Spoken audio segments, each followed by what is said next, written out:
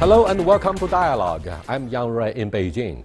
Chinese President Xi Jinping is wrapping up his third Latin America visit since taking office in 2013. Chile was the first country in Latin America to sign a free trade agreement with China back in 2005.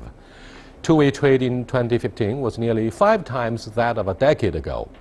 So how can both nations extend cooperation on raw material to other fronts such as infrastructure, agriculture and finance? What is Chile's view in pursuing free trade deals across the Asia-Pacific region? And as one of South America's most stable and prosperous nations, how will Chile deal with the rising global protectionism? To talk about these issues and more, I'm very happy to be joined by Chilean Ambassador to China, Jorge Henning. But before we get started, let's look at this. Chile was the first in South America to establish diplomatic relations with China, and also the first Latin American country to sign bilateral free trade agreements with China. Since the establishment of diplomatic ties 46 years ago, bilateral relations have developed smoothly with frequent high-level contacts between the two sides. Trade between Chile and China boomed after 2006, when the two countries' free trade agreement came into force. Chilean imports from China have more than tripled, from $4.4 billion in 2006 to almost $15 billion last year. And the country's exports to China grew at a similar pace, from $5.3 billion in 2006 to $16.7 billion in 2015. China is now the top destination for all Chilean exports and also its main source of imports. For development at the international and regional level, China wants to participate actively in trade agreements, investments and development in the Pacific. We have to take advantage of development in Brazil and in Latin America and the Caribbean that can propel the global economy towards robust, sustained, advanced and inclusive growth. China's direct investment in Latin America had reached $126.3 billion by last year. Its considerable demand for natural resources has helped Latin American countries not only to raise capital, but also enhance their investment capabilities. Welcome to Dialogue, sir. Thank you. Thank you for the opportunity. This is the first time in 12 years for the Chinese top leader to visit your country. What do you think of the possible outcome coming out of this official visit? Well, I think the timing couldn't be more significant. There are so many things going on in the relationship between China and Latin America, and we are really facing a number of very important choices. As you know, for Chile, China is the #1 trading partner by far. We export twice as much to China as we do to the United States, which is our #2 trading partner. And for China, Chile is the 3rd largest trading partner in Latin America, so there is a significant economic relationship. But there is, of course, a slowdown in the world economy. World commodity prices are down, and that means an important challenge. So what I'm saying is that the visit of President Xi gives us the opportunity to look for ways to give a new impetus to the relationship between our countries, and to look beyond trade to issues like financial cooperation and investment, which should be the new drivers of the relationship between our countries. In fact, Chile was the first country in South America to establish diplomatic ties with China. It was also the first country to reach a bilateral agreement on China's accession to the WTO, and the first to sign a free trade agreement with China in Latin America. So many first degrees. Right. Why your country has been so special with regard to such a remarkable improvement of the official ties with the PRC? Yes, well, I would like to think that it is because in Chile we realized early on that China was a power to be reckoned with. That it was important to deal with it on many fronts. In fact, some people will go back to as far as 1952, when the Chilean-China Cultural Institute was established. Shortly after the revolution, many people say this was the first cultural institute on Chinese relations in Latin America after the revolution. So what I would like to think Are is you suggesting that our relationship was ideologically motivated in those I'm not days? suggesting it was ideologically motivated. I'm suggesting that in Chile there is a recognition of what China and Chinese civilization means, and that it is important to work with China on many fronts. So, what has happened over the past, 50 years or so is that we have worked together on many fronts, going through, there have been obviously some ups and downs, but by and large, we have kept working at it, and the result has been a very predictable relationship. In diplomacy, predictability is very important. You need to know what to expect from your diplomatic partner. And I would suggest to you that Chile and China have been very good at that, working on trade, as you said, the first, not just in Latin America, worldwide, the first FTA China signed with any single country was with Chile. And now we're looking at deepening that FTA. So the secret here is to be predictable, have trust, and also keep working at it. Diplomacy is a bit like riding a bike. If you stop, you fall. So you must keep moving forward.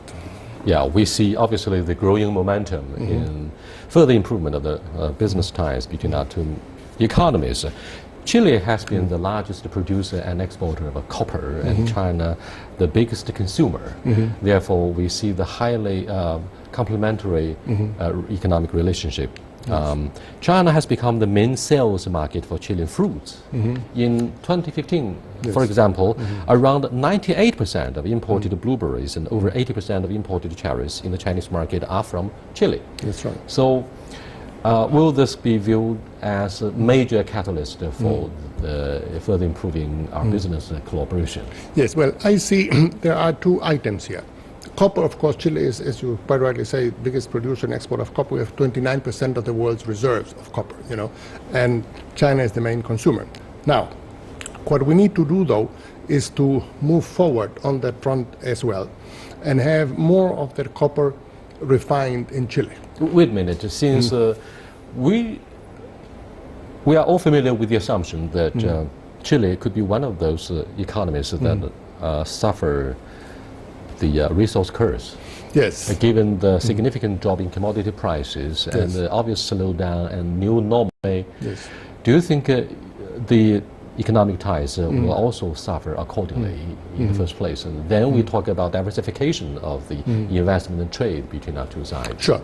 No, there is no doubt that the drop in the copper price has affected our external trade and, trade between Chile and China, our exports to China, in 2014 were $18 billion, and they dropped to $16 billion in 2015 because of the price of copper. So you are quite right. That has affected our trade. At the same time, on other fronts, as you quite rightly say, on, for example, agricultural exports, very well. We are the second largest exporter of fresh fruit to China. Only Thailand exports more fresh fruit than we do. Cherries, blueberries, but also apples, grapes, kiwis, many others. Now, the point is, it seems to me, is the following. What we need to do, it behooves us to work more on it, to refine more of that copper in Chile. Interestingly enough, some of the refining capabilities and technologies for copper are more present in China than in Chile. So we can do joint ventures with Chinese companies, and we are working on it in Chile to refine more of the copper there. That's number one.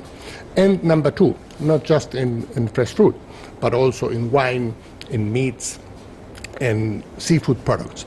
We see a future. China has 19% of the world's population and only 7% of the world's freshwater reserves, 7% of the world's arable land. This means it will always depend on importing its food. We have Mediterranean climate, very good phytosanitary conditions, and know how to produce for export. So I think there's another very important compatibility there. we have sizable labor force, and I'm not talking about these guys being made redundant due to the bankruptcy of some of the medium and small-sized enterprises in the prosperous coastal areas, Guangdong, Fujian, Zhejiang, Jiangsu, in the delta region of Changjiang. I'm talking about the strong possibility for China to export human resources for the exploration of the arable land, because you are talking about, more land that needs to be explored. Is that one of the major points here for furthering the cooperation? Well, yes, you're quite right. We would like to see also, we can talk about investment now as well. We would like to see more Chinese investment. The Chilean case is a bit paradoxical because our trade has grown tremendously, $31 billion worth of bilateral trade in 2015, which is an enormous amount. And yet the Chinese investment in Chile has been rather low. It's now picking up slowly, and I hope to see more of that. And yet the slow picking up is facing tight control on capital flow because of the unfortunate fact that our capital account is still not so open, and given the draining of our coffers at the moment, particularly outbound flight of the capital, the Chinese authorities start to tighten the grip on the capital flow. So what do you think this will produce a negative impact upon Chinese investment in infrastructure? Yeah, no, not really. What our experience is that there are quite a number of Chinese companies in Chile right now looking for, only one example, Soquimich, SQM, is one of the biggest lithium and nitrate producers in the world. It is now up for sale. This is a big company. We're talking here somewhere between $4 and $5 billion. Two of the leading contenders to buy Soquimich, SQM, are Chinese companies. So, what I'm saying is they are looking around. Some of them have already landed. SPIC, State Power Investment Corporation, has just landed with $1 billion worth of assets in the energy sector. We are particularly keen to see Chinese companies in infrastructure and in energy. Yet another major obstacle to merger and acquisition in the overseas market, I'm afraid, comes from this growing sense of national security. Similarly, in Australia, in the United States, the Chinese giants such as Huawei has been blocked, citing a reason of national security. Also, you have a bipartisan politics. The opposition is waiting in the wing, and when they comes into power, such as in Sri Lanka, in the case of Hambantota, the opposition accuses the ruling party of, getting involved in not very sunshine deals. Do you think similar things will happen in your country? The opposition, the critics, will use whatever reasons to block the deal, to block the bidding by Chinese companies, and some of which are actually state-run companies? Sure. No, not really. One of the big assets of the relationship between China and Chile is that we have a bipartisan, multi-partisan consensus in Chile about how significant our relationship with China is. So our policy towards China is really a state policy. It's not a government policy. And there is full agreement among all parties, government and opposition. And, there's been alternation in power in the past few decades, and there has been really no substantial change in the policy towards China. And the other point I would like to underscore is the following. You're quite right. In some countries there are restrictions on foreign investment, and often Chinese investors have been blocked. That is not the case in Chile.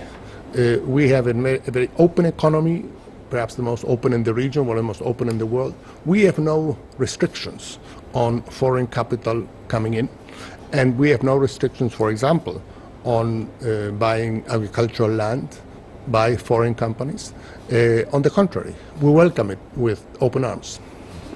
Thank you very much. You are watching Dialogue with Ambassador Jorge Henne, and we are discussing the impact that the current official visit by President Xi Jinping to Chile will deliver to the improvement of a bilateral relationship, and what it means for prospective Chinese investment in this country, one of the most prosperous and stable countries and economies in Latin America. We'll be back in a short while. Stay with us, please. Welcome back, Your Excellency. While trade ties have been close, Chinese investment has lagged behind. Meanwhile, World Bank statistics show that in 2015, Chile ranked among the top 50 according to ease of doing business there. What is missing in boosting Chinese investment in Chile?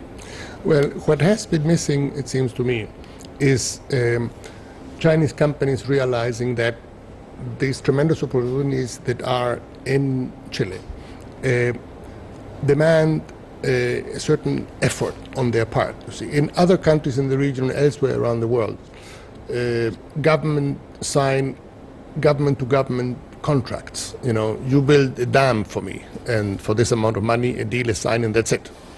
We have a market-driven economy. Therefore, we don't operate that way. We open tenders for projects, be it infrastructure, be it energy projects, whatever. This means that companies have to participate, submitting bids for these things. And until now, a number of Chinese companies have gone the way of, government-to-government deals. But they are realizing that they are missing out on these opportunities. Chile has the highest per capita income in the region. Therefore, there are significant business opportunities. And now they are participating in these tenders. And hopefully we'll see more of them.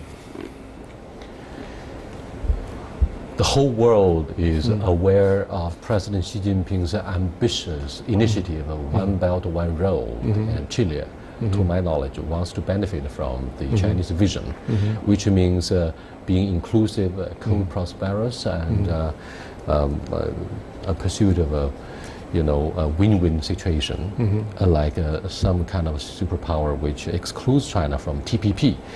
Now, to my knowledge, Chile is the country with the highest internet penetration in Latin America, more than 70%, and a 127% mobile penetration rate. So there is also the potential project of an underwater fiber optic cable linking the coasts of China and Chile. What changes would that bring to the idea of interconnectivity, which forms part of the core idea of the Belt and Road Initiative? Of course.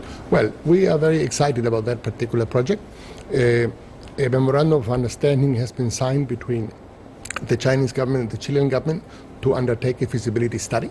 This would be the longest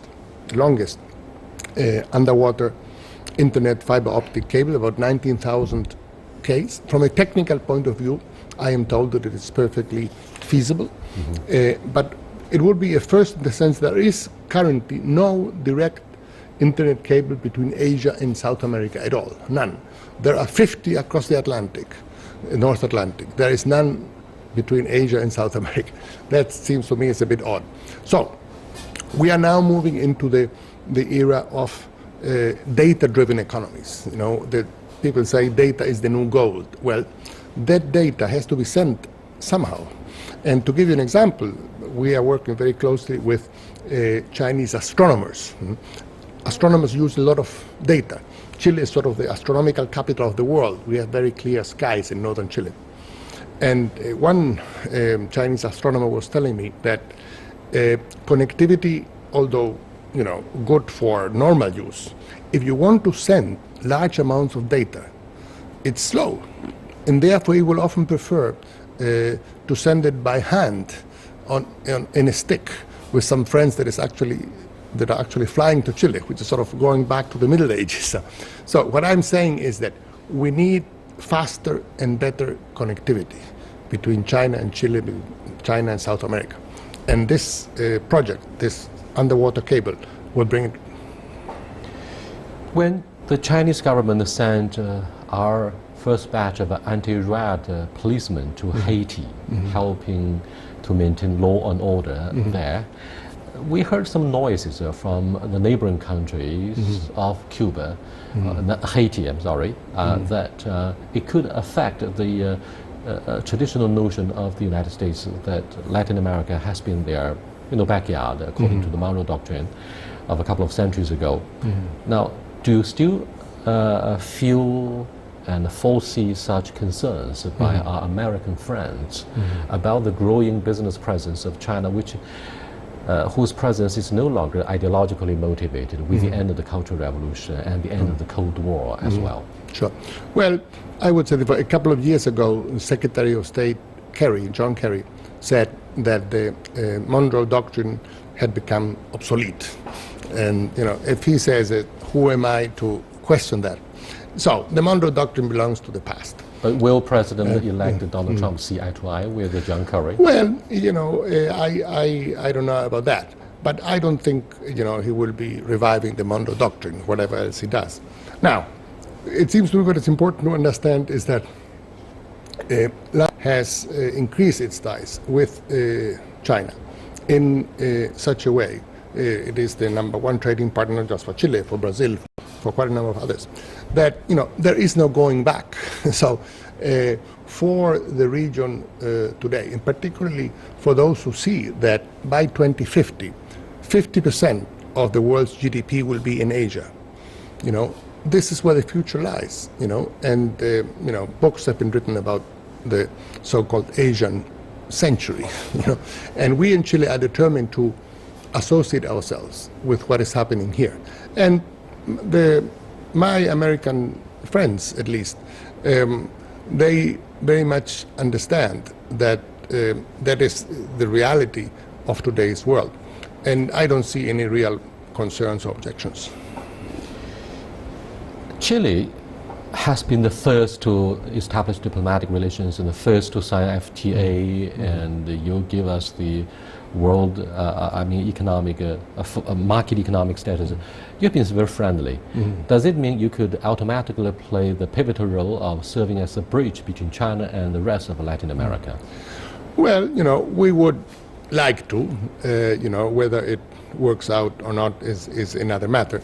We would like to think that the sort of privileged relationship that we have established with China allows us to continue to work as a bridge, not just in a physical way, we have a very long coast, but also in terms of promoting. There's going to be a great opportunity in January of 2018 when the second China-Latin America Ministerial Forum will take place in Santiago. The first was held here in Beijing. It was really a milestone event in January of 2015.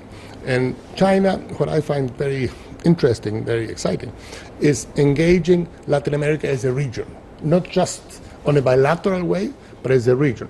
We have a very long tradition of regionalism. U.S. President-elect Donald Trump has vowed to scrap the U.S.-led TPP and also to scrap NAFTA, North America Free Trade Area. Is that an apparent move to reject globalization? Because he comes from critics that he's against globalization, he's against elites, he's against the establishment, he's against immigration. Now, with so much unpredictability concerning the future of the next U.S. administration, what negative impact will that have on our business relationship with Latin America, which still maintains pretty close business and political ties with Washington? Yes, well, I will say this.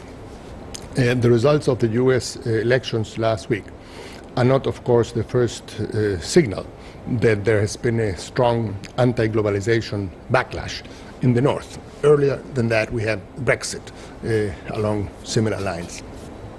And I will say this. Chile is fully committed to globalization, to free trade. We take a strong stance against protectionism in all its forms and guises.